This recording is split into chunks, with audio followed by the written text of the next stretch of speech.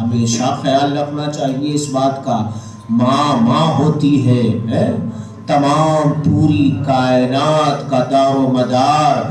جناب موسیٰ جا رہے تھے کہاں؟ طور پہ اللہ سے باتیں کرنے کے لیے۔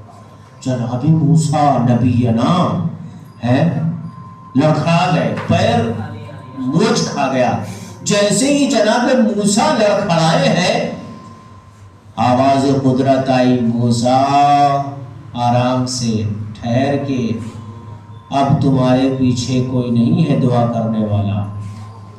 موسیٰ نے کہا پروردگارا کیا مطلب ہے؟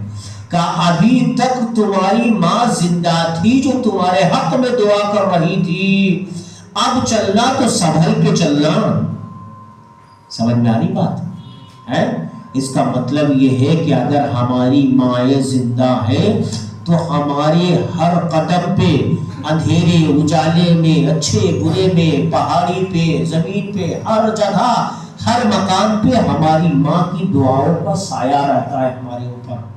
یہ یاد رکھنا، جس دن ماں مر جائے تو یہ سمجھ لینا کہ اب ہمیں الرٹ رہنا ہے، کیونکہ اب دعاؤں کا سایہ نہیں ہے پیچھے، اب جو ہے مصیبت ہی مصیبت ہے۔ تو جو جن کی مائیں زندہ ہیں، حیات ہے، انہیں شکر ادا کرنا چاہیے۔ اور اگر مر چکی ہیں، ایک شخص آیا، اس نے کہا کہ یا رسول اللہ میں نے قسم کھائی ہے کہ میں جنت کے بوسے لوں گا، کیسے ادا کروں؟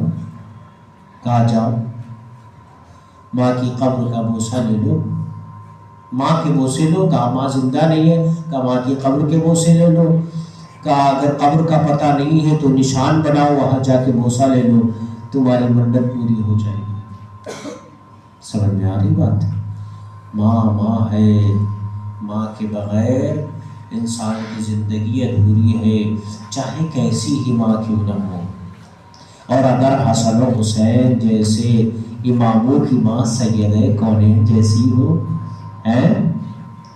امام حسن نے تقاضا کیا، اما کل عید ہے، ہمیں کپڑے چاہیے۔